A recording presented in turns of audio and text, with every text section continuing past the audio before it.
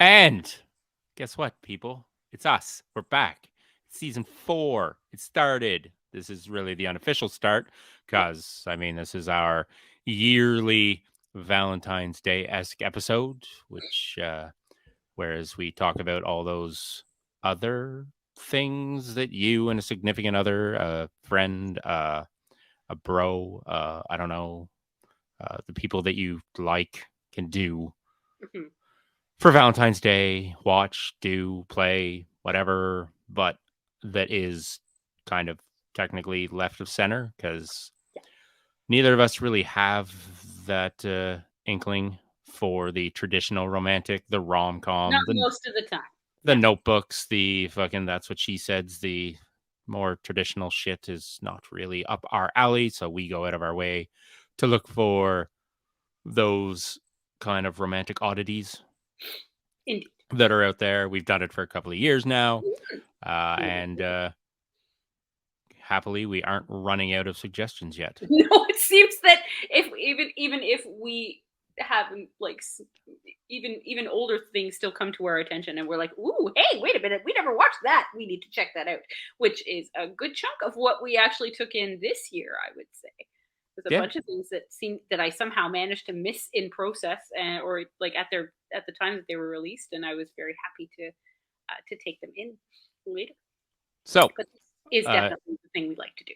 yeah, we have a bunch of movies to talk about and stuff. So, if you're looking for something to do with that special person, we have some suggestions of movies that you can watch that aren't really your typical Yeah, fucking usually romantic gushy gush kind of movies. a little less tropey than the norm kind of stuff. Yeah. Oh, and if we sound a little off in this recording and in recordings this month, it might be because we're sober. Because we are still doing dry February, which means we can't have any drinks while we're recording, which we No, traditionally do. no And wine. so that might make Yeah. these a little off Mm. of sorts. But Perhaps anyway, slightly less giggling from me. That that's really probably the biggest output I from might me. actually be more coherent and less sweary. Really? Never know. No. I was giving people hope. I mean, we're kind of equivalently sweary no matter what our state. So, That is true. But anyway, so where do we want to start? How about we go right back to the oldest one that we have on the list, old. which would be the 1994 classic. I say classic. I That's mean, a I mean, broad use of that word. I mean, so bad it's good kind of movie. Starring Denise Richards, Paul Walker, 1994 epic of dino proportions, Tammy and the T-Rex. Which is just one of the most bizarre things I have watched in a really long time. And really, everybody, it's terrible, but it's awesome. But because it's the laughably level of terrible. Yeah. So, you know. The premise of the movie, if anybody's wondering, and we were going to tell you anyway, Mhm. is Denise Richards' boyfriend gets murdered. Yeah. I believe by another student that has wantings for Denise Richards' character, I think so. if I remember. Anyway, Paul Walker's character is murdered, and his brain is put inside a giant robotic T-Rex. Mhm. So right out of the gate, we're talking about something special here. It's absurd. It is. Top notch absurd. There's not really much to get into this movie. We basically just told you what it is. His Yeah. brain, it's a 1990s schlocky, so bad it's good, low budget, fucking hilarious movie where somebody's brain gets put in a T-Rex and Denise Richards still loves him for his brain. She loved who he In was. Yeah, I who mean, he was. it's a lovely message to take from this movie. Really, she doesn't care what state he's in, just as long as it's him. I guess there's dashes of horror in this as well because he Yeah. does, Oh, as T-Rex form, seek revenge over his high so school much, tormentors, and so much squishing. yeah, They're yeah, not for the weak of stomach, but it is ridiculous. So I mean, even when people are getting chewed in half, I mean, it's come on, it's still laughable because of the way that the blood sprays and or it's it's it's hilarious. I feel like 1994 audiences were not prepared for this kind of film. I was barely prepared for it in 2023. I mean, seeing as where some of the people that were in this movie, like Paul Walker and stuff, have come to since 1994. But he's not.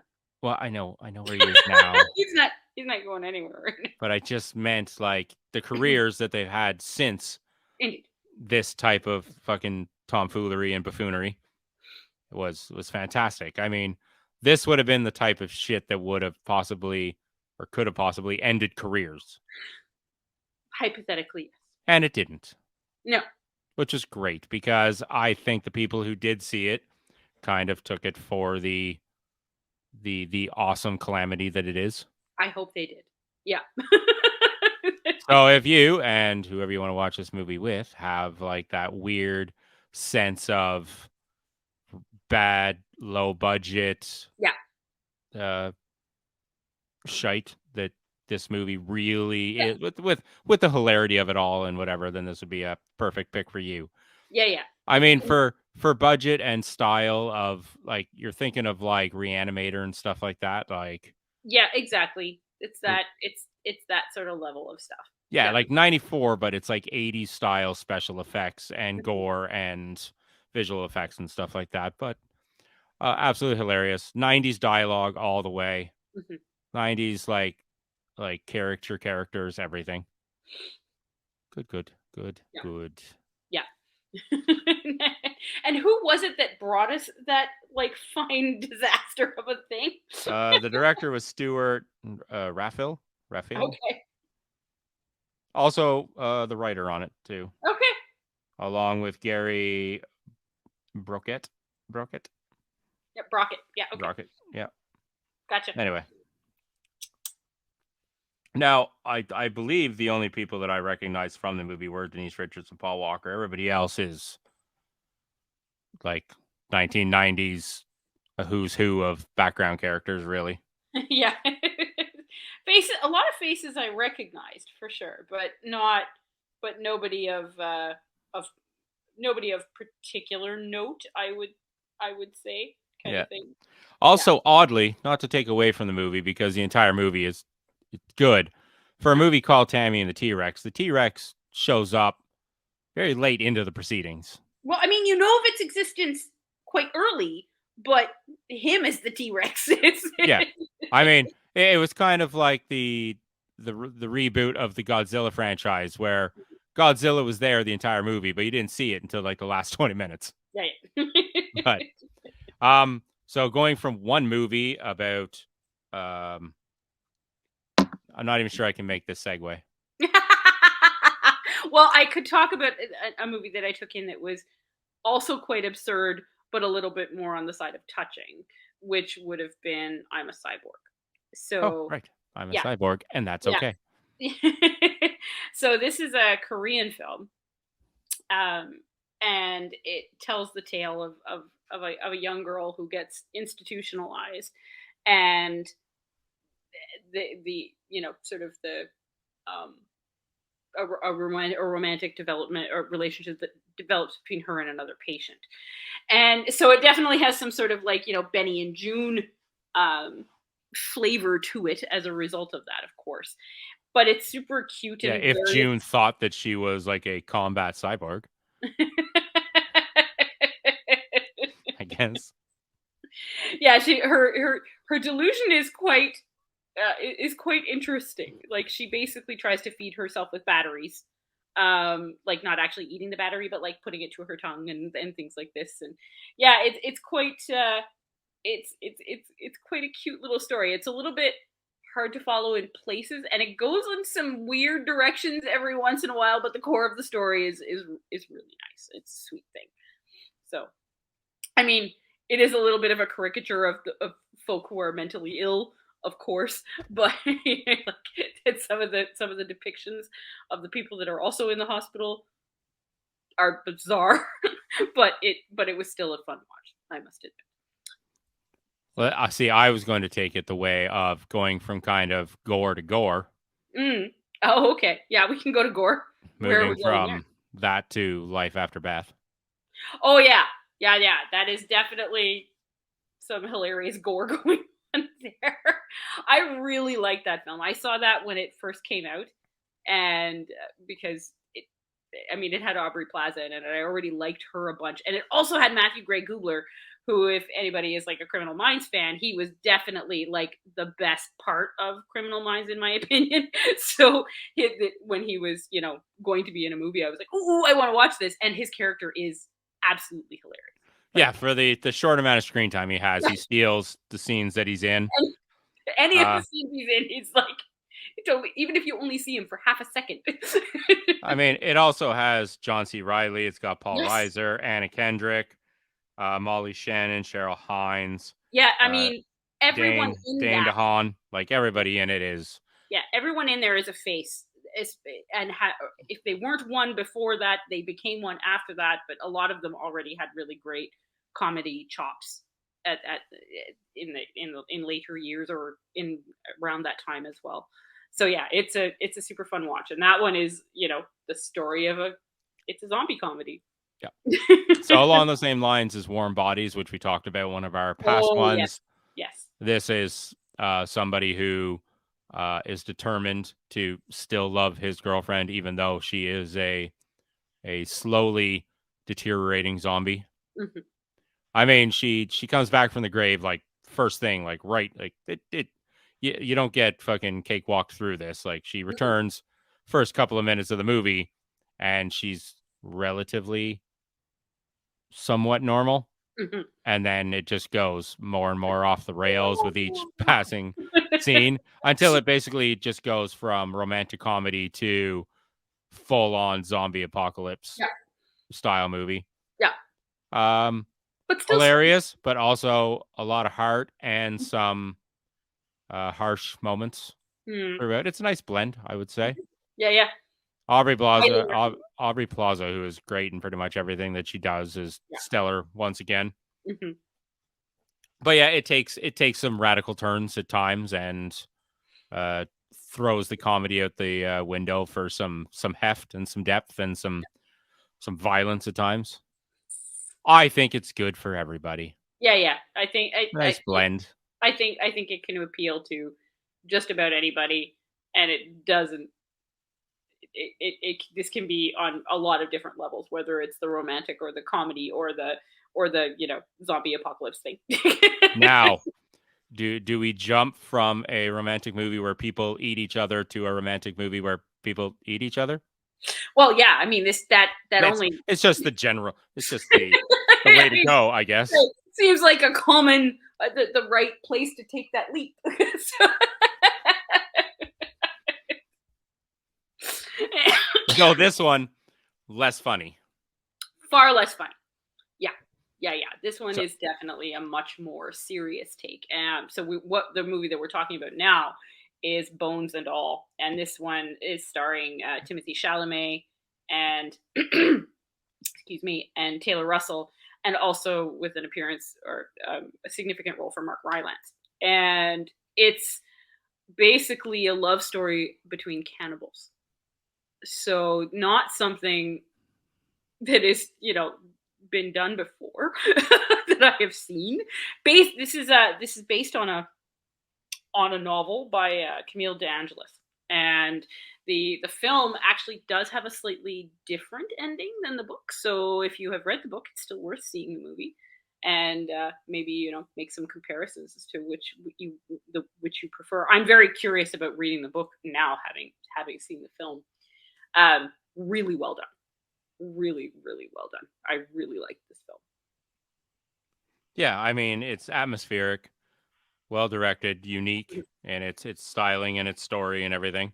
Yeah. Um, And I mean, ultimately, it's about finding someone that is weird in the way that you're weird, in yeah, this, like, this thing that sets you apart from the rest of humanity, kind of thing. And so, finding someone you connect with on that level. In a I I would say romantic in the same way as something like Eternal Sunshine. Like, Better than Eternal Sunshine, though, because that's got a little bit of that manic pixie thing going on, and I still loved it, though. I mean, I still really love that film, but this is nobody's saving each other here. no, This is, no, it's true. this is really about two people who were otherwise alone finding each other, and then sort of finding how they fit in the world, kind of Yeah, thing. And considering that they have this very unique. yeah, unique, but that wasn't what I was going for. This sort of rather horrific thing that sets them apart, and yet being able to navigate things together, kind Yeah, of thing. So yeah, I really enjoyed the film. It was definitely worth a watch. yeah. I got. I heard about it coming out of Sundance. I Mm. think it was either Sundance or Cannes or one of the ones where it was getting a lot of notice. And the director there, I'm going to say his name incorrectly because it's a little trippy for the with the consonants. Luca Guadagni- Guadagnino. He has brought us quite a few things. um, the um, the Call Me Oh, by Your Name, Suburbia or Super. I'm gonna pronounce that wrong. Suspiria. Suspiria, yes, Yeah, which is Call Me one of by Your them. Name being the sort of one of the big ones there, and also he had done a television show that we talked about earlier on in an earlier season of the podcast. That the title of which is escaping me right now. Might be Suspiria, actually, possibly. No, that was a movie, I believe. Oh, that's a movie. Sorry, I'd have to actually take a closer look there. But he is very skillful with the way that he directs his characters. So yeah, well done work. Cool. Where do you want to go? Where do you want to go now? Oh God, I don't know. Where can we possibly go? I mean, I guess if we want to, we can talk about a couple of the other movies that we found that are about people that feel very apart from the worlds that they are in. So this is both Submarine and Eagle versus Shark. Really, Yeah, right? I mean, Submarine got on my radar a while ago because of written and directed by Richard Iowati, who is amazing. If you who guys I don't know who he is, he's the Moss from the IT Crowd, yeah, and and he's a comedian of renown in the UK for sure. yeah, and I watch a lot of like British panel shows and game shows and stuff like that, and he's always on the big fat quiz of everything, or Mhm. 8 out of 10 cats, or any of those style shows, and he is absolutely just deadpan. Like, um, I would give him like the English version or the British version of like a Stephen Wright, just deadpan, like flat monotone comedy, but absolutely hilarious. And so this, written and directed by him, And he is has a really good traveler show too, right? yeah, Travel Man. Yeah.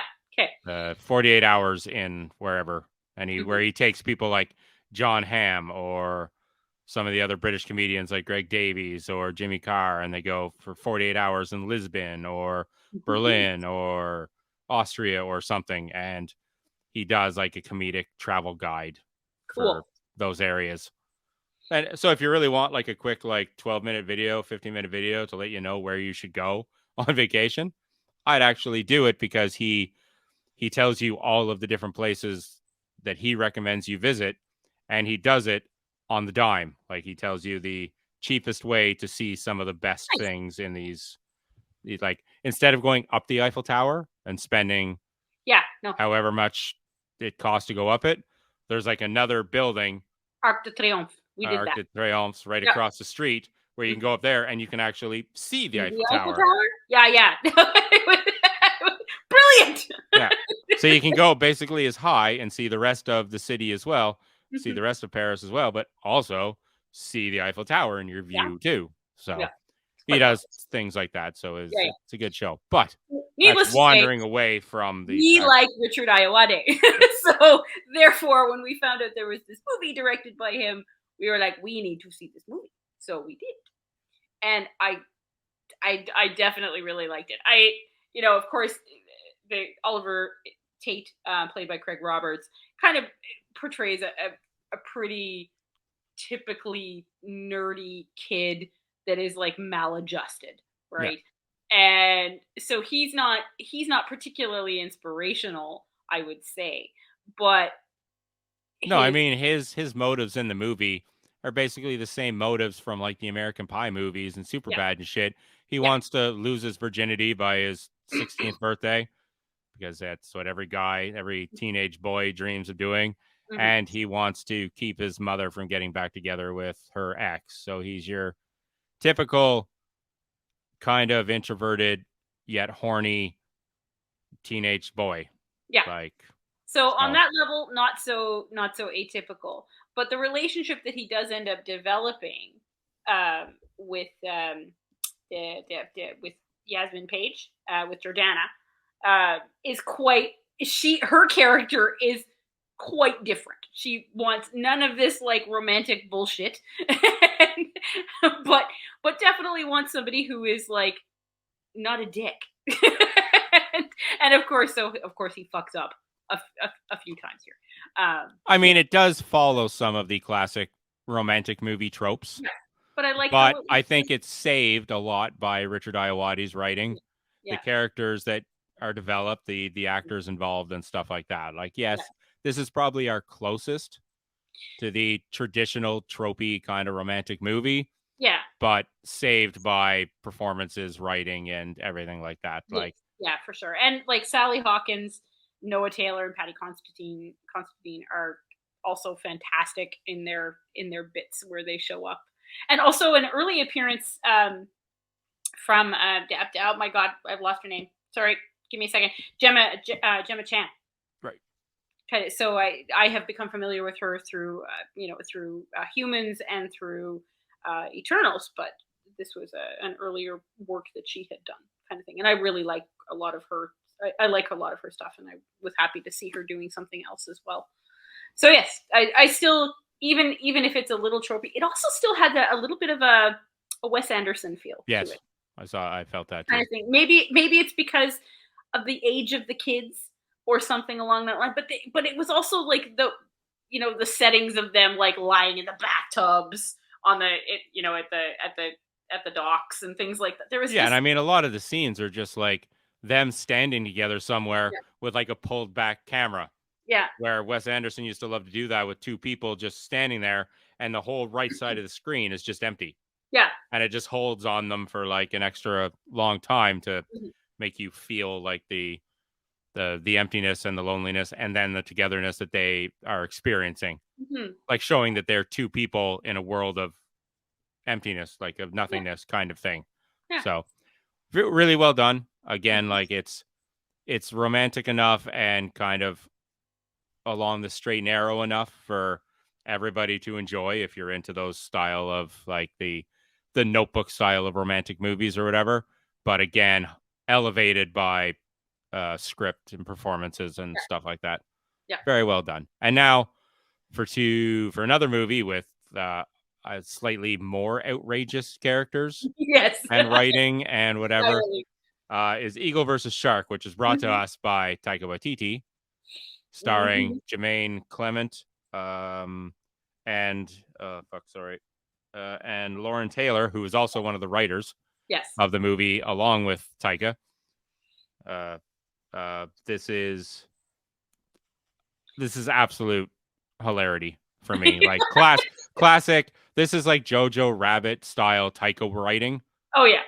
and directing, which is great. Like this isn't like Thor. This is this is the smaller, more personal Mhm. Taika writing and directing, and it is superb. Yeah. We got Jermaine Clement who plays. There's been a lot of, I would say, unfair but justifiable in the same right comparisons to like Napoleon Dynamite. Oh, okay. Now I haven't seen Napoleon Dynamite, so I can't really speak to that. But okay. Yeah, like Jermaine's character. So Jermaine's character was bullied as a young boy, Yeah, yeah. and his entire motivation through this entire movie Right, is basically to right. Revenge. seek revenge on his bully. Right. And along the way, he meets Lauren Taylor's character of Really. Lily, Mm-hmm. who absolutely falls for him. He's like a video store clerk, and she's a waitress at the bar or restaurant across the road. Mm-hmm. And they end Yeah. up meeting that way.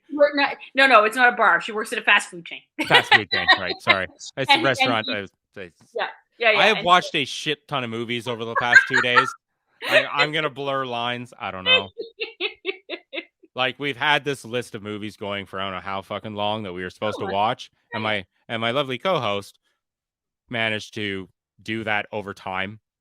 I've managed to watch like 7 out of like the however many films we're going to talk about today in a matter of like a day and a half. Just movie after movie after movie. So my thought process and my lines are blurred between fucking what movie was what. But anyway, she travels home with yeah. what's Jared? That's his name. Travels home with him Yeah. where he's going to seek revenge on his bully, and she meets his family who are just a bunch of oddballs themselves. Yes, indeed. Lovable Yeah. oddballs. Yeah. Um, and basically their entire relationship is tested by he's basically an asshole. Yeah. Well, he's traumatized. Yeah. That's, I, and again, if I would call something for a trope, that would be the trope that I would call. Yeah. But the way that, like, I absolutely love her steadfastness. She's just kind of like, okay, fine. You do Yeah. you whatever you're gonna do, and I'm gonna do my thing, and well, okay, whatever. Like Oh, she doesn't get she doesn't like her world doesn't fall apart over this dude. She's no. kind of like, I'd like you in it, but okay, if you're gonna be a dick, well then screw you. Like Yeah. Absolutely love the scene after he meets up with his bully a second time, which hmm I won't ruin for everybody what happens there. It's kind of a tough but hilarious scene all at the same time. hmm But the scene that follows where they just walk around and follow each other around in their sleeping bags, one of the most subduely hilarious things ever. Just he decides to go off with his sleeping bag and just live in the woods, and she just follows, just basically not letting him drown in his own yeah. misery and sorrow. And Yeah. just some of the scenes that they have together where he like peeks out through his sleeping bag and her face is just right there, like, hey. And she's not necessarily pushing him to feel better or get over it. She's just literally staying with him until he chooses to or not on his own, kind of thing. I will give the ending a little bit of a trophy feel to it as well. Because I mean it's kind of like the one loses the other and then has to get the other back. But it's less of the story overall. Yeah. Whereas a lot of other movies like this, that's the story. This is like literally in the last 10 minutes, there's a bit of a fallout and then a bit of a get together. Like Mhm. but um, an amazing array of characters. His Yeah, yeah. family is This is just absolutely, it's just fun to watch for all of the different people that are yeah. like all of the different characters that are in it. And it's super cute. I absolutely love Lauren Taylor. I want to know why she hasn't been in all of the not all Oh, of I them. know. I would like to see her in everything now. Like She's great. She was just wonderful and I was like I want more of this. I want more of this. I want like an Eagle and the Shark like sitcom of sorts. Like to see what Oh they're yeah, that'd be fun. doing now. Yep. Like if Taika Waititi won fucking Lauren Taylor. yeah, Lauren Taylor want to Mhm. make this into a TV show with these characters, Mhm. I would absolutely watch it. Yeah. After seeing what like Jermaine Clement has done with like Flight of the Concords Of course, and yeah. What We Do in the Shadows and Yes. stuff like that, like those were absolutely stellar TV shows in their own right. And these are basically similar characters and a similar feel and style to it. Mhm. So, uh, and Quirky fun. and just be like their entire family, like Make it like a Full House show where they still interact with his family all the time because his Yeah, father was definitely. hilarious. His brother is. I need to know what business the sister and the brother-in-law get into Yeah. next. It's tough because I don't want to, like, I want people to enjoy these movies. I don't want to Right. ruin anything for No, it no. by giving away too much, but Yeah. it's hard to, like, really dive into the reasons why people should watch these movies without giving too much away. And this is I'm hoping, basically what I'm hoping that folk that have been at least, following us for some time can trust us. sort of trust us at this point because, I feel like we have directed people very well. I would like to note that, two of our favorite films from last year are like nominated for like almost all of the Oscars this year. And we are It is we true. are so chuffed about this. But yeah. I mean, So our taste might be a little left of center, but I don't think it's ever off. We have we recommend, we watch, we talk about good things, we think. But yeah, this thinking, ooh, that's asking a lot. but if you like Napoleon Dynamite, if you're one of Mhm. our listeners that really liked that movie, and I know a lot of people did, it was like kind of an indie darling at the time when Yeah, it yeah, came out and stuff definitely. like that. This would be right up your alley, but with some New Zealand accents instead, Mhm. basically. And there's nothing wrong with a good New Zealand accent. I find it adds something to characters. Mm. But yeah, this is just an oddball romantic kind of comedy, Yeah. kind of drama, but good fun. And it's not Taika Waititi's only appearance on our list. He also shows up later. But Does he? yes, he does. But I have, that's I have in to the I have to bring up our list. but he's in it. He's in the series. In the series list as well. Now, All right. the one of the other ones that we took in for this was, well, that we slotted into this category, but is not one that we had to watch specifically for this, was RRR, Oh, right. Yeah. because it's a romance on so many levels. It's got a bromance and it's got romance, like of the more traditional variety, and and dance numbers, and raging against parents that are controlling, not parents actually in her case, but the just, yes, it was wonderful. Colonialism. Yes, well, that as well. The romantic fight against colonialism with massive special effects and martial arts and dance numbers and animal Well, attacks and just everything. it's got everything. This movie has everything, It as does. as it should.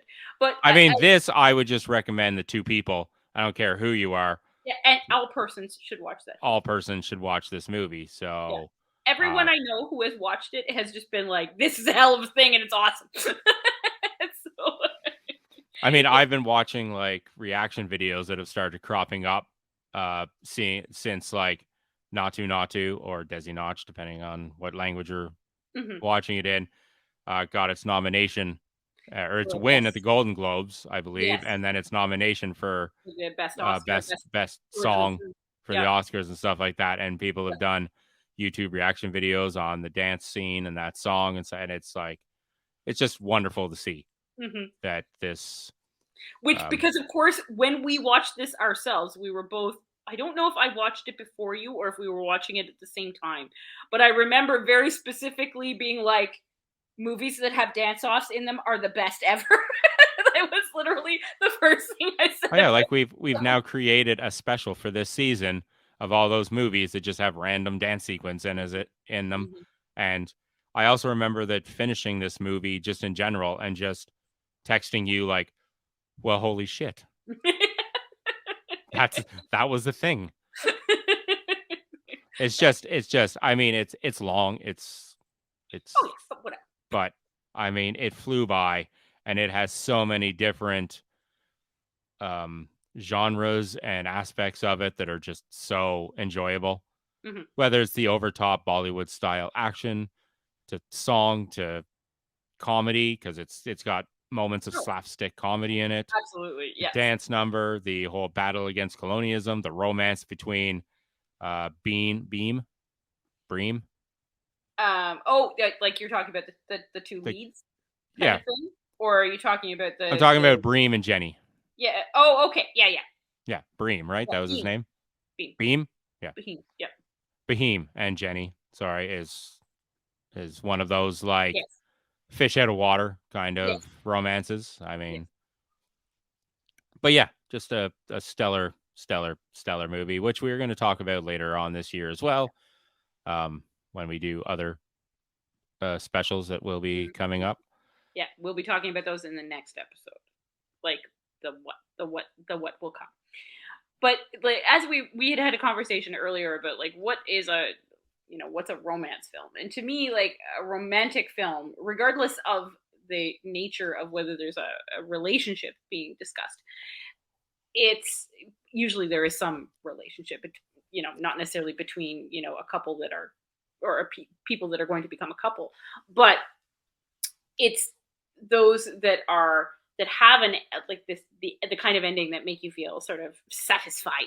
Yeah. Like to me, that is where you're like, ah, that worked out the way that it was supposed to, kind of thing, and not in a revenge kind of way, but in a you know things somebody comes to peace, somebody comes to love, whatever it happens to be, and they Well, and I so mean, even times and eras and other things can be romanticized. Like of course, that's like yes, still a version of like the romantic aspect of it. As you said, it doesn't need to be person and person.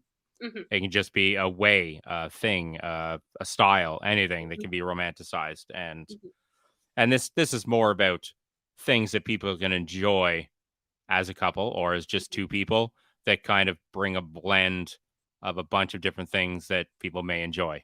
yeah, Like, yeah, you could have a significant other that absolutely loves just rom coms, of and you on your end could absolutely hate the drivel that course. usually is a rom com and whatnot.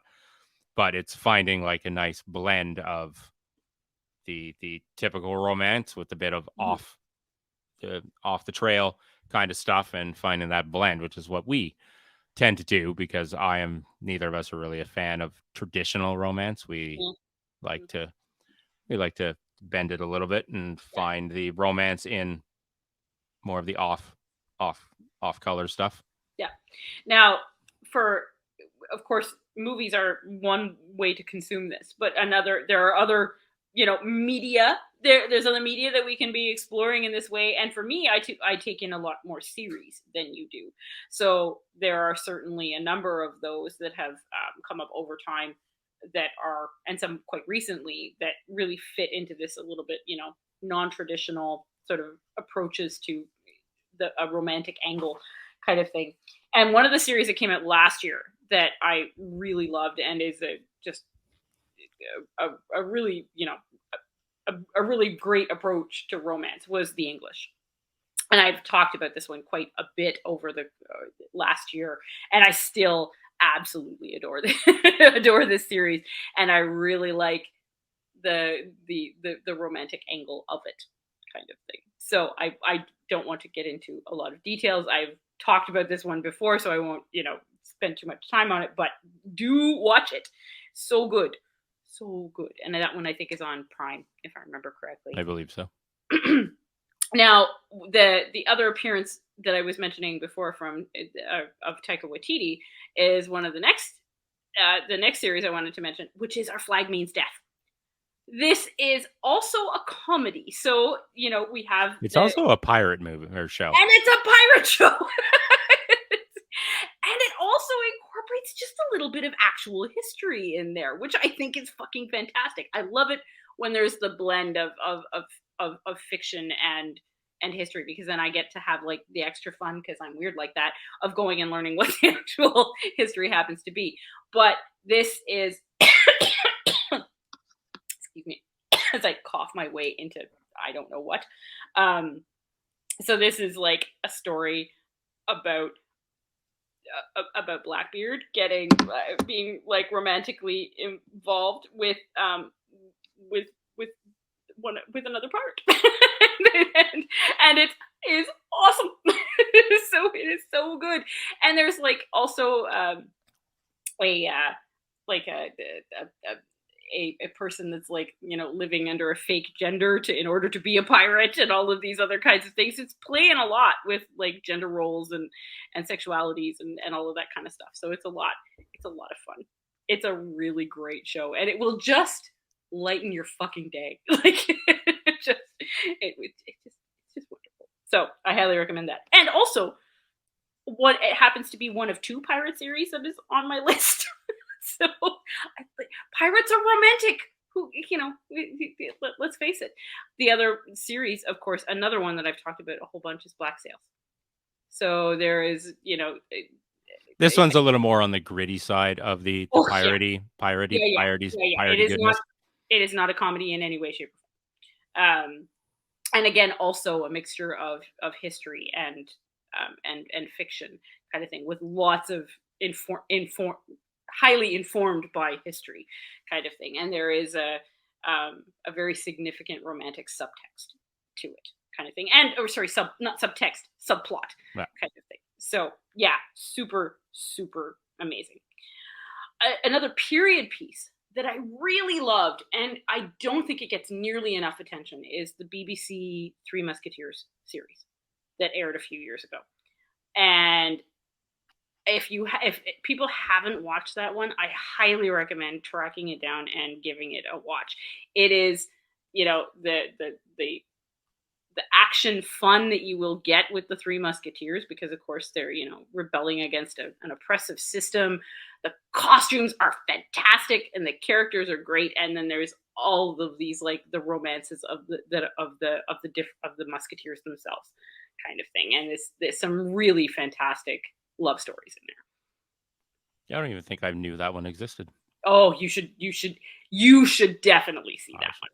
It's only 3 seasons, so it's like a really good solid arc kind of thing. I do love me some Three Musketeers. Yeah.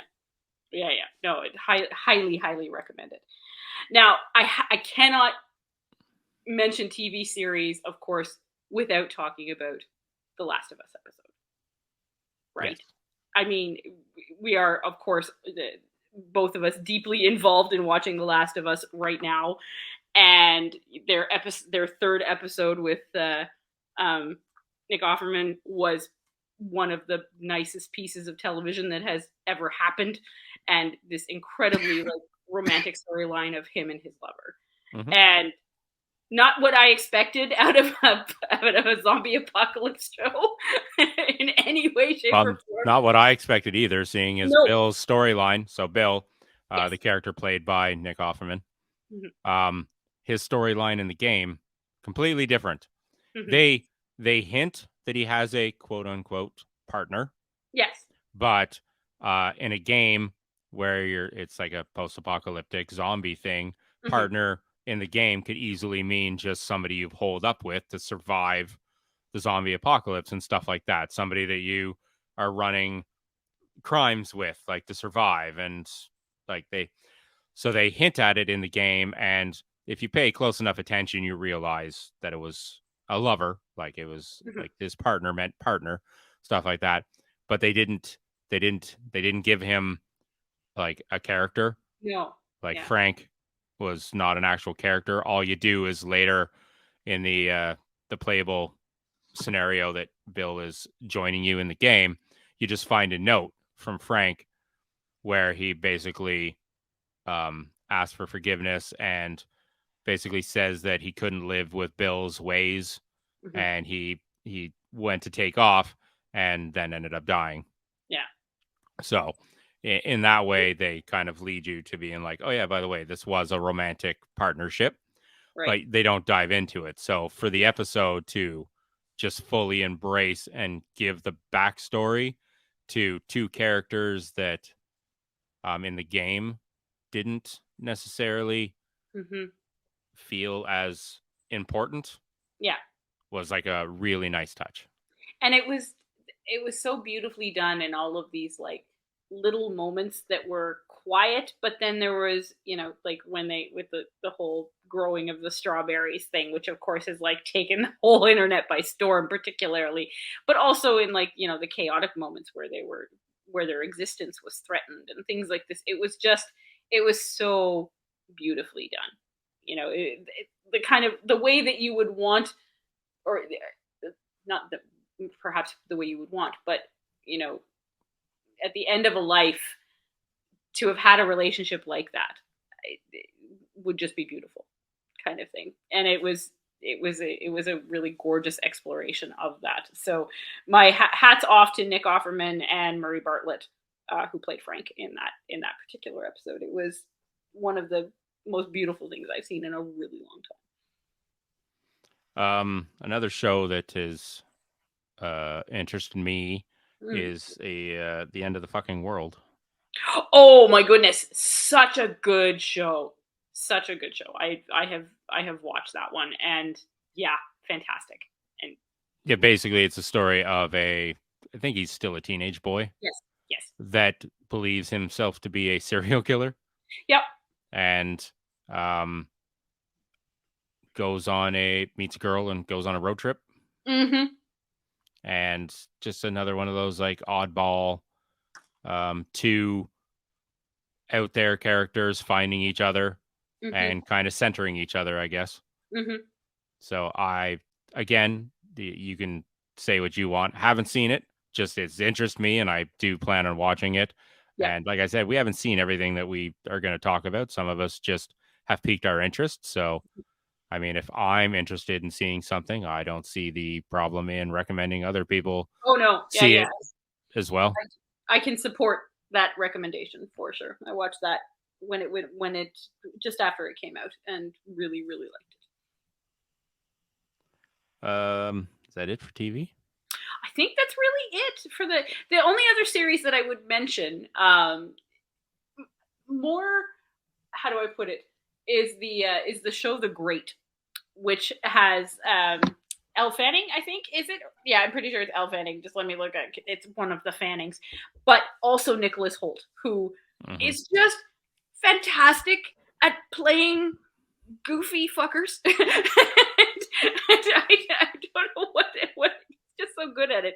So the Great is the story of Catherine the Great and her husband, the king of Russia. Her husband, whatever that guy. but but Catherine Catherine, who eventually becomes Catherine the Great. This is sort of the development of her as a person. But it isn't, it's one of these sort of period drama things, but it's not, it's more hilarious than it is anything else, kind of thing. And so I really like the take on it. It's, of course, perhaps, or not perhaps, it's entirely embellished, of course, but it is it's very feminist kind of thing, which I really, okay, no, that's, yes, it is feminist insofar as, she is the powerful character there. Like, she is the one with all of the brains and is, has vision and all of these other kinds of things, and really takes control of the relationship that she has with her husband. He's, being the typical king, he's screwing all the courtiers, all of this kind of stuff. So she's kind of like, well, screw you then. You don't get to have me. But then she finds out about like oral sex with him, and that just changes a whole bunch of things. That usually does. Anyway, it's a really great story, and eventually he kind of comes to a point where he realizes that she is amazing, and he needs to needs to get her. He actually wants her attention very specifically, and sort of him going from being this disinterested husband to a guy who's to a king who's actually in love with his queen. And it's a really really well done story. Cool. So yeah, so that would be the other one I would say I would recommend. Now, if you're not into sitting around and watching things Mm-hmm. and you want to be more interactive, You want to do something, then I have a couple of recommendations for some couch co-op and or online co-op games. If you have yourself an Xbox or a Switch or a PlayStation or whatever, yep. that you can And this, also play with your special person. I mean, in this day and age, it's highly possible that your favorite person lives hundreds of miles from you. Like, Mhm. or in European speak, that hundreds of kilometers. Just also Canadian. Canadian speak, yes. But in any case, it is not so. It is not so. It's not so atypical anymore to not be sharing geography.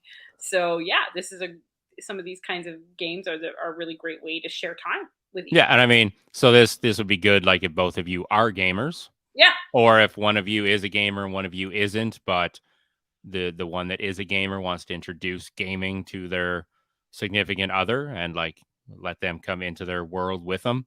So these are some of the games that I've played or have heard about or am interested in playing that kind of would branch that like be a good introduction into Mhm. the world of gaming because you can play them together, which means you can introduce the other person to controls and stories and everything else. Mhm. They don't have to like sit alone on a. It's not like sitting your significant other or your person, your whoever, down in front of like The Last of Us and going, "Well, have fun."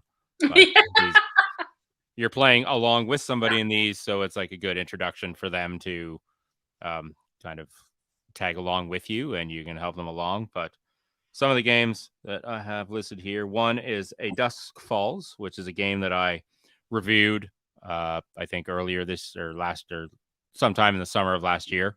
Okay. It's more of a point and click style game where it's like a choose your own adventure game Okay. where it's very dialogue driven and you have to make quick choices on your responses and stuff like that.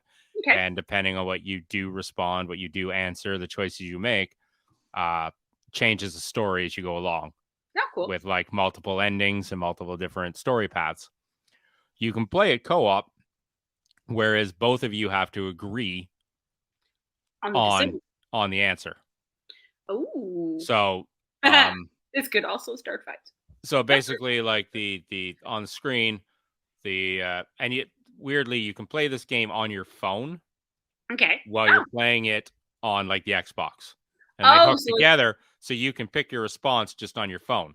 okay, so I Well, get the it. game kind of plays out in front of you and like so you and whoever you're playing with, your person can both be on your separate phones Mhm. and you have to pick your answers. Okay. And you have to try and like run the story along as like a combined like so you have the whatever the countdown is to make your decision time to discuss amongst yourselves which way you want to take the game, what you run or respond and stuff like that. So it's not really traditionally a co-op game, but there is a co-op aspect to it where you were both there to drive the story how you kind of want it to go by you like agreeing on an answer or picking different answers or leaving the question, the choice to one or two of you and making the story go however you want. So, a really, really deep and interesting story. Okay. So it's basically like having control over like an animated movie, whereas it plays out in front of you, but you are the characters making the decisions and stuff. Okay. Cool. So you can also set it so that like your choices are per character kind of thing, as Okay. there are multiple characters. So one of you can make the choices for this character, and one of you can make the choices for that character, and it'll change the story up. And so a lot of these games can also cause hilarity in the fact that you may fight in real life over the choices that you want to make and stuff like that. Or the fact that maybe Hilarity. one of you just sucks at the game and the other one is getting frustratingly or is getting frustrated by it, which is always a good time as well. Or like a game like the Mario parties where your whole your whole objective in the game is to Oh, screw over the yeah. other people that you're Oh, playing yeah. with. So I've definitely had fun doing that with significant others. Yeah. yeah. Second game on my list is called It Takes Two, and this is a story about divorcing parents Oh dear. who, yeah, I know it's pretty heavy right at the start, who basically get cursed by their child accidentally, like Mhm. kind of like one of those stories where she's like, "Oh, I wish my parents would blah blah blah," and they basically get shrunk down into like Honey, I Shrunk My Kids, like down into like Okay. two of her toys, Okay. and you got like button eyes, and you're made out of like string, and you basically look like Yeah. two like homemade toys type thing, and Gotcha. you have to work together through all of these fantastical levels and amazing level design and amazing gameplay. You Sounds have to fun. work together because you both have your individual powers that you have like in and abilities that have to be used together to get through all of these levels to basically get back to your daughter so that you can get her to Lift. reverse the curse basically that she Gotcha. inadvertently put on you. So it's all about this divorcing couple who kind of rekindle their love for each other Oh. by being forced to work together. And well, while you're working together and while you're going through all this, you're rehashing all of the issues that came up because the thing that you're trying to like one of the levels you're trying to get through in the game brings up a conversation about how one of you is unmotivated in real life or how one of you needs to put forth an extra effort in this. And so that it's a fairly deep game at the same time as being just absolutely fun to play because the level design and your abilities and stuff are just so much fun to play with. Right. But the story behind it is And some heavy at serious wish times. Yeah, fulfillment. it's fairly serious. Um, More on the simpler side of it, you have like the Lego games Oh yeah. Those where are great those are great for co-op play, yeah, especially if you're, like I have played this with my husband, and I'm the type that wants to just go off and smash shit. Like I do care about the storyline, but I want to just smash everything, and he likes to like do things on purpose. so, so I'm like, ooh, look at the bash, bash, bash, bash. Anyway, it's a lot of fun for me.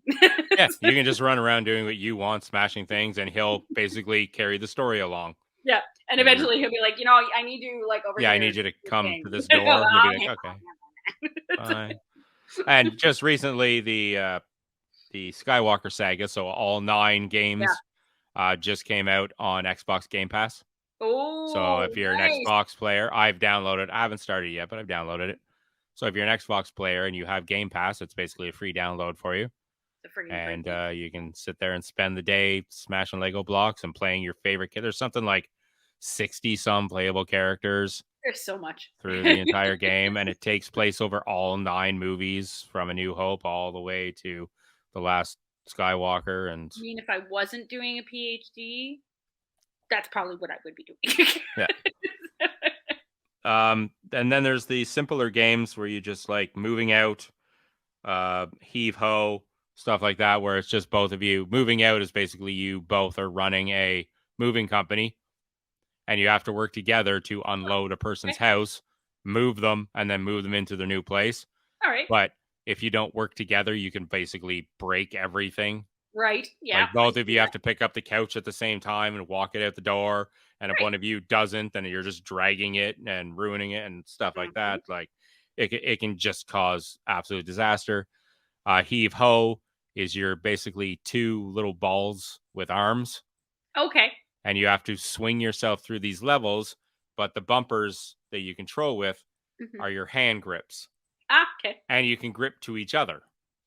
So you can hold hands, which now Oh, makes you like longer, right. so you can swing across bigger gaps, and then the person at the other end has to grab on while you both swing across the gap, and then the other person has to grab on, but you have to remember which hand is grabbing which because you can accidentally let go of your partner and then just send them careening off the map and they explode off in the distance somewhere, and this little Not colorful like appreciating splatter exploding. like goes across the screen, stuff like that. So one of you will have to like jump off an edge and the other person will have to swing out in front of them and time it perfectly that you catch them, so you have the momentum to swing around.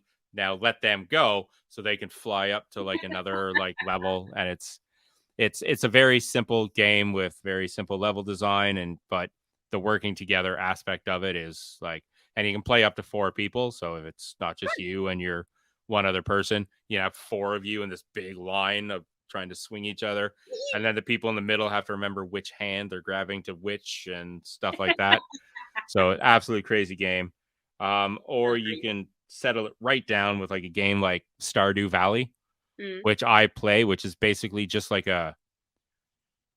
almost a gardening sim, but it's like Okay.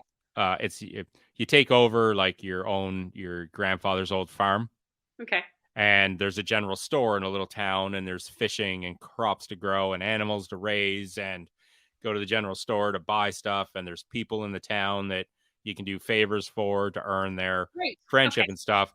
But what Right. you can do on your land is you can upgrade your house to add more bedrooms and stuff, or build like a separate cabin for like guests and stuff, and then Mhm. you can have somebody else join you Ah. on your Okay. farm, and you can work together to grow the crops and seed the fields and feed the animals or milk the cows. And basically you're living and working together, and one of you can head into town to buy supplies while the other one is sowing fields and stuff Mhm. like that. And it's all very cute and kind of 2D, kind of like old Nintendo style, like, or old, like almost early 80s pixelated Like kind of 8-bit like kind of side stuff. things. Nice.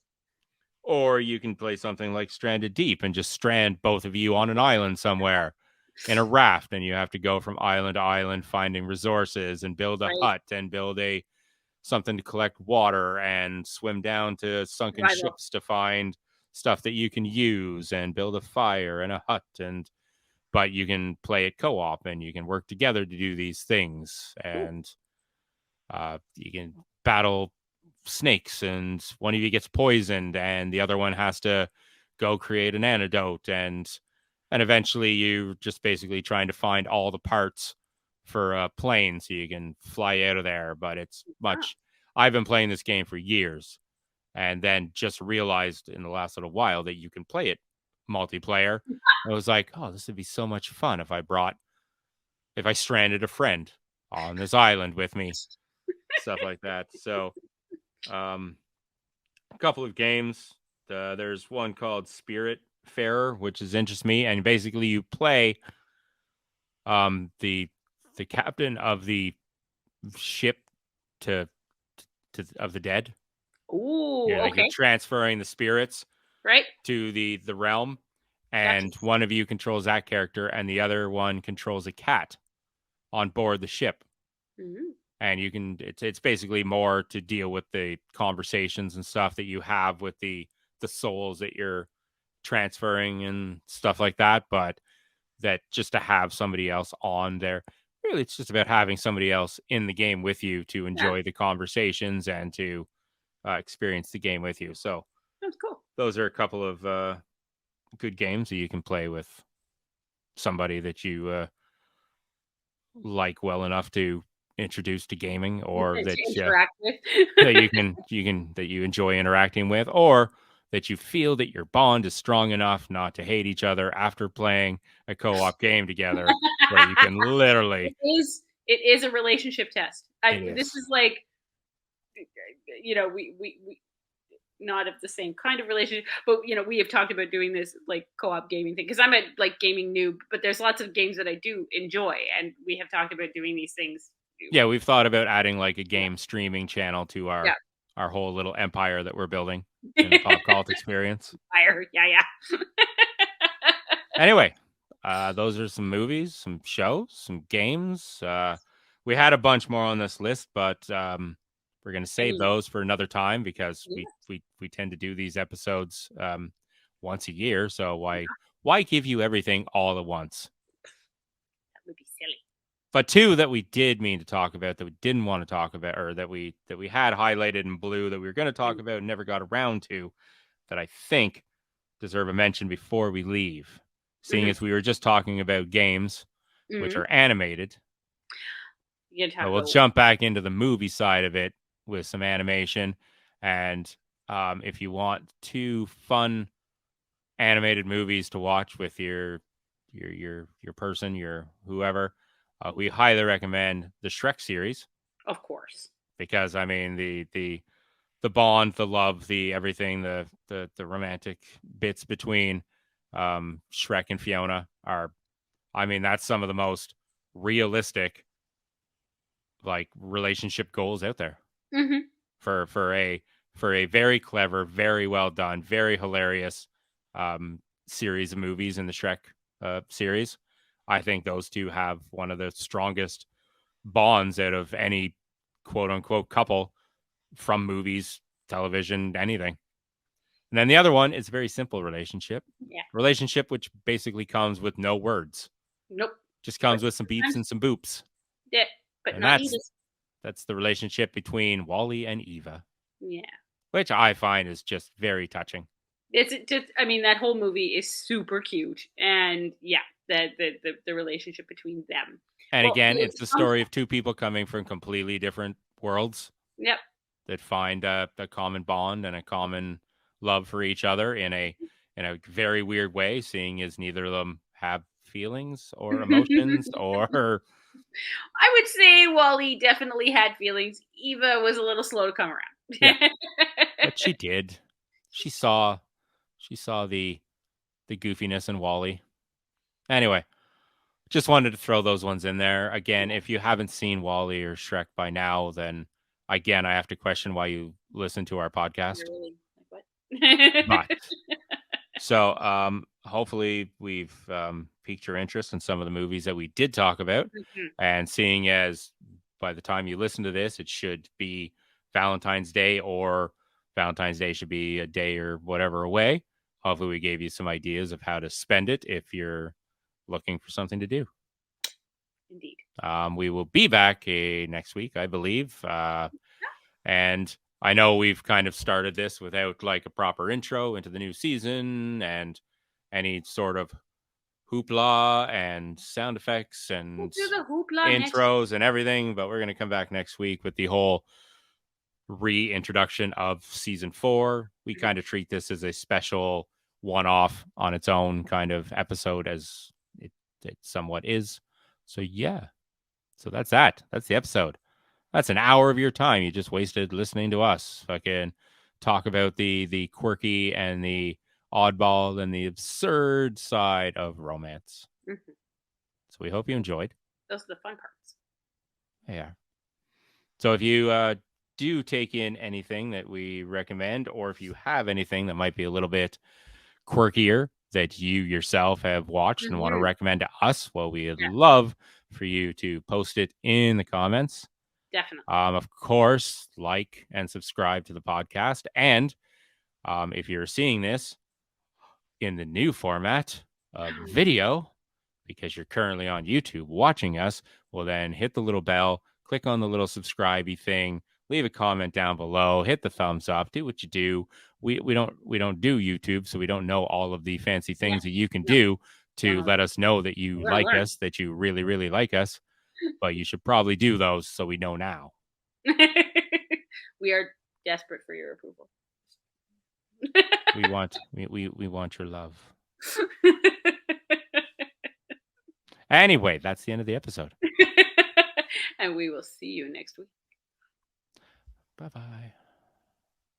Where's the off button? Oh, there we go. Found it. Bye, everyone.